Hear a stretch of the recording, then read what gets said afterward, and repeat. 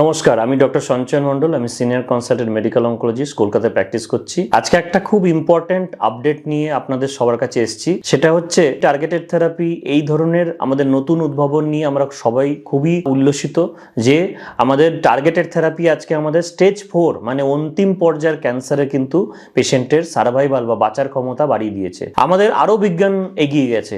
Recent একটা trial update হয়েছে, সেই ট্রায়ালটার নাম হচ্ছে FLORA-2 ট্রায়াল। FLORA-2 ট্রায়ালে বলেছে যে টার্গেটেড থেরাপি অন্তিম পর্যায়ে মানে স্টেজ 4 ফুসফুসের ক্যান্সার, লাং ক্যান্সার পেশেন্ট যারা হচ্ছে একটা স্পেসিফিক মিউটেশন পজিটিভ আছে, EGFR মিউটেশন, তাদের ক্ষেত্রে একটা আর্মে শুধু টার্গেটেড থেরাপি ইউজ করা হয়েছে অ্যান্ড সেকেন্ড আর্মে টার্গেটেড থেরাপি যেটা নাম হচ্ছে ওসিমার্টিনিব, তার সাথে ট্র্যাডিশনাল কেমোথেরাপি ইউজ করা হয়েছে। তাহলে এই দুটো আর্মের সাথে কম্পেয়ার করা হয়েছে, শুধু টার্গেটেড থেরাপিটা ভালো নাকি শুধু টার্গেটেড থেরাপির সাথে কেমোথেরাপি সংমিশ্রণ করলে তার এফেক্টটা ভালো। এবং তাতে 500 জন 50 পেশেন্টের উপর এটা অ্যাপ্লাই করে দেখা গেছে যে দুটো কম্বিনেশন থেরাপি আর্ম এটা অলওয়েজ সার্ভাইভাল বেটার। পেশেন্টকে বেঁচে থাকার যে ক্ষমতা সেটাও যেন বাড়িয়েছে।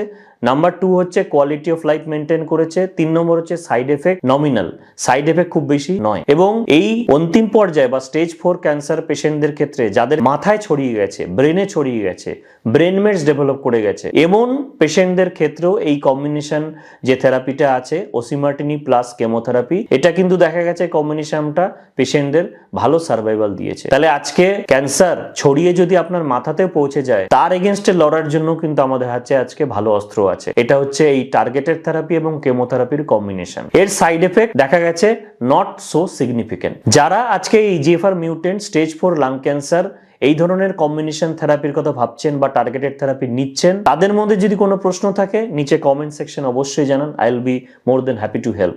নমস্কার।